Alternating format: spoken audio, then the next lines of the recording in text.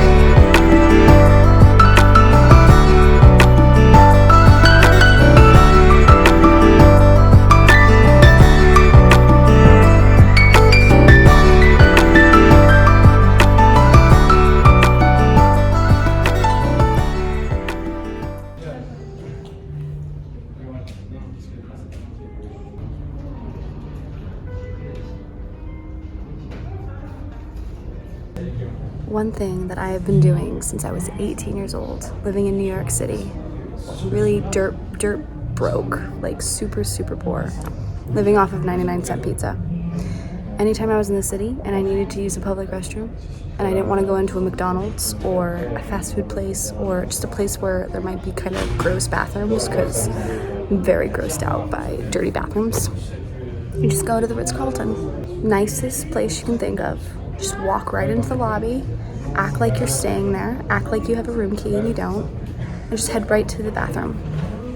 It's that simple. I think a lot of people just resort to going to a bar and then buying a drink or a restaurant and like ordering something in order to use the probably dirty bathroom.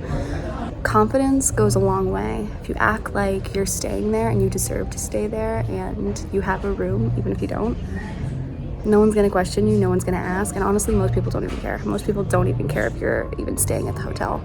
I used to do this when I was 18 years old. When I was 18 living in New York City, I used to go to the St. Regis in New York City, near Central Park on the Upper East Side, one of the fanciest hotels in New York City. And I used to go use the bathroom all the time. Anytime I had to go to the bathroom, and I was on the Upper East Side area, just go to the St. Regis and use their bathroom. So that's my tip for you. If you ever have to go to the bathroom and you're traveling and you're in a major city, just go to the local 5-star resort that's nearest to you. Just walk in and go to the bathroom. Maybe even sit in a chair and enjoy the nice ambiance. One of my favorite things to do.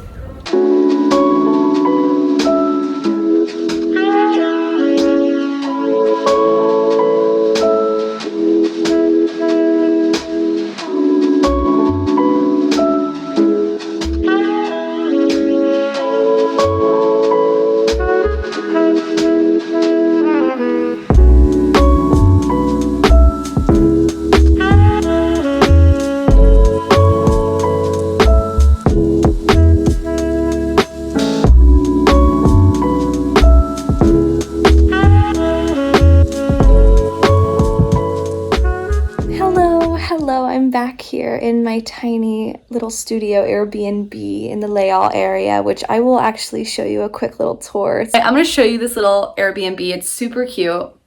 I have my jewelry out here, but I love this painting and these little drawers. They're super cute. What is this? I have no idea what that is. But then we have some really cute like French books. I love this portrait of this guy with a cigar. So classic. This is the desk area, tiny little desk. My drone is here, which I'm not using in Paris because I once got caught by a police officer and he threatened to take my drone away. And so I've never flown my drone in Paris again. Luckily, he couldn't figure out how to delete the footage, so I ended up saving the footage and I used it in a video and it was awesome. But here's this cool lamp. I love this. This is a cute little space for just one person. I love this F. Scott Fitzgerald quote. For what it's worth, it's never too late, or in my case, too early to be whoever you want to be. There's no time limit. Stop whenever you want. You can change or stay the same. There are no rules to this thing. We can make the best or the worst of it. I hope you make the best of it. I hope you see things that startle you. I hope you feel things you never felt before. I hope you meet people with a different point of view. I hope you live a life you're proud of. If you find that you're not, I hope you have the courage to start all over again. Absolutely beautiful. If you guys don't know, I'm actually really obsessed with F. Scott Fitzgerald. He's like one of my favorite people. Like, if I could go back in time and meet anyone in life and have a conversation with them, like alive or dead, it would be number one, Walt Disney, like hands down. But number two would be F. Scott Fitzgerald and Zelda. Oh, it's so hard to choose between Zelda and F. Scott Fitzgerald. I think I would choose Zelda though more, just because Scott had a lot of like issues and he was, an alcoholic and he was very insecure. So I don't know. I probably wouldn't want to hang out with Scott as much as Zelda. Zelda just seems way more fun. But I'm obsessed with F. Scott Fitzgerald. So when I actually like checked into this Airbnb, I looked at that picture and I got really emotional. I started tearing up because it just felt so perfect. Like being in this Airbnb with an F. Scott Fitzgerald quote, like it just felt very aligning. So yeah, on with the tour. So then we have the kitchen. Sorry for the mess. Got some really cute plates and bowls and just so cute. So really, really tiny. I can show you how many steps I take before I'm at the front door. It's 6 steps to be exact. I've measured it. This is the kitchen, a window outside, and then we've got a little thing. It's tiny, tiny space, tiny, tiny space. This couch turns into a bed, so it's bedroom / living room / workspace / kitchen. But then you walk into the bathroom, which is super claustrophobic, but I can deal with it for 10 days. Super, super tiny. Like you can take one step in and then that's it.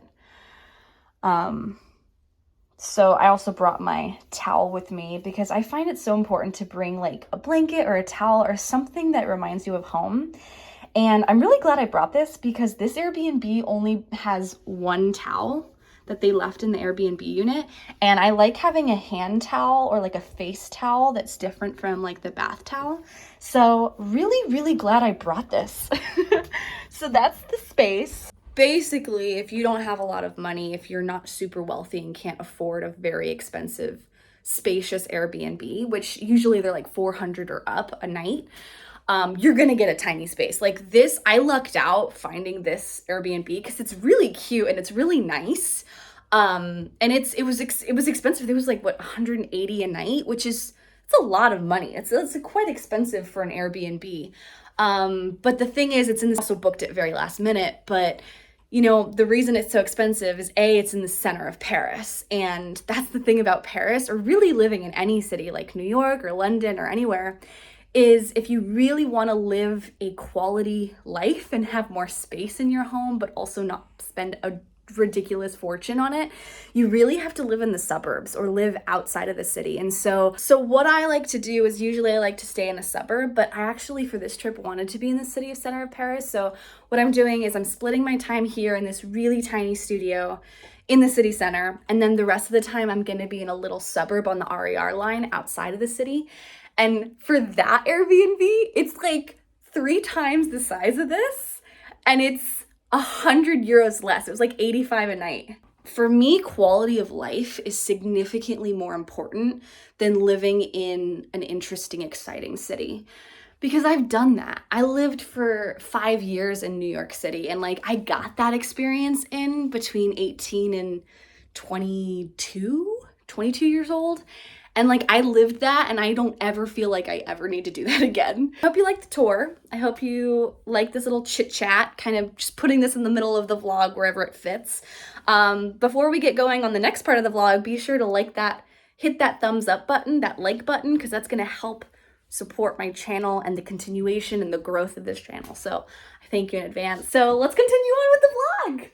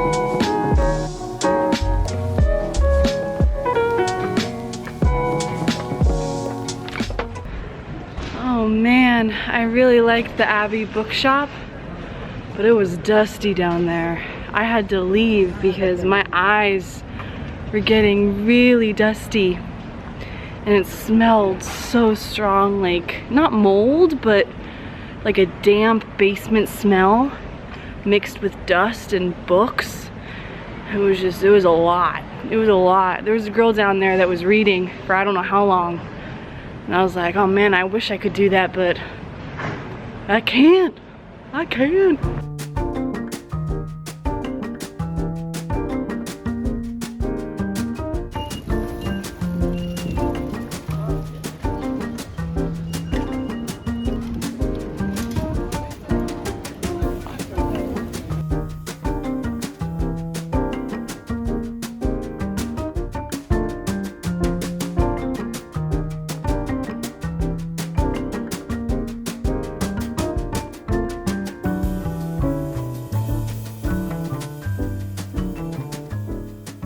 Come in France, come in Paris, and we'll be happy to receive you. Yeah, be sure to follow him. I'll include his information down below, and if you're in town, buy a painting from him because he's so talented. Look at this incredible work.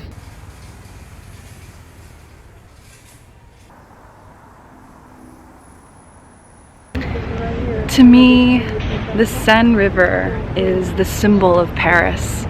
It's not the Eiffel Tower. In fact, to me, the Eiffel Tower is a tourist symbol of Paris, but it's not the real Paris.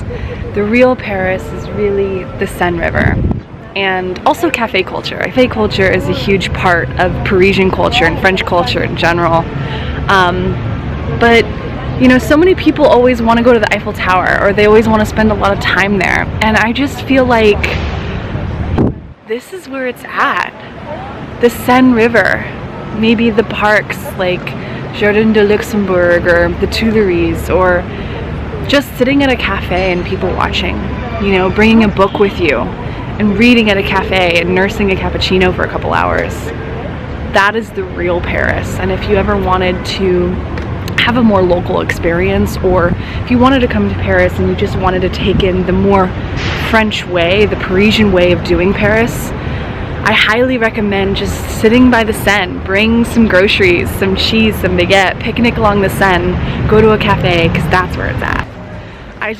I love Paris so much. I'm so inspired here.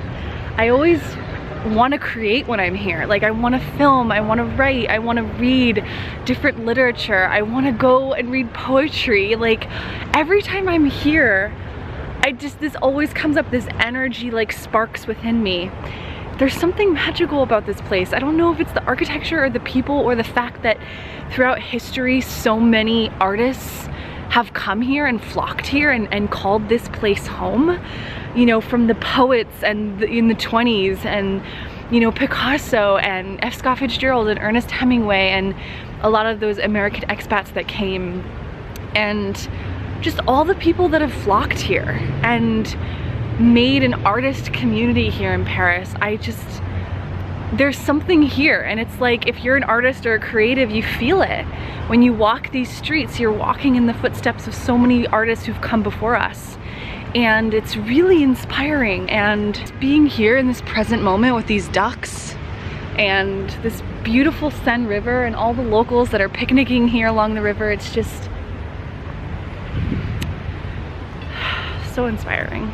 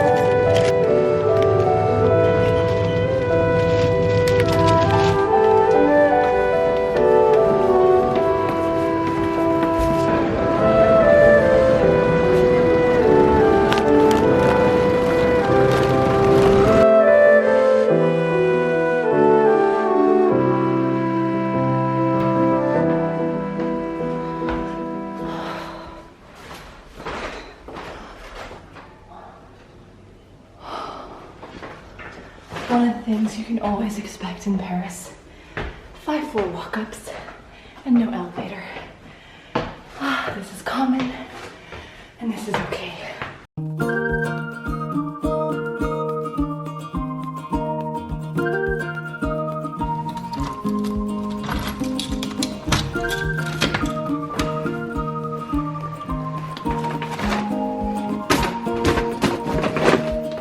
Back home.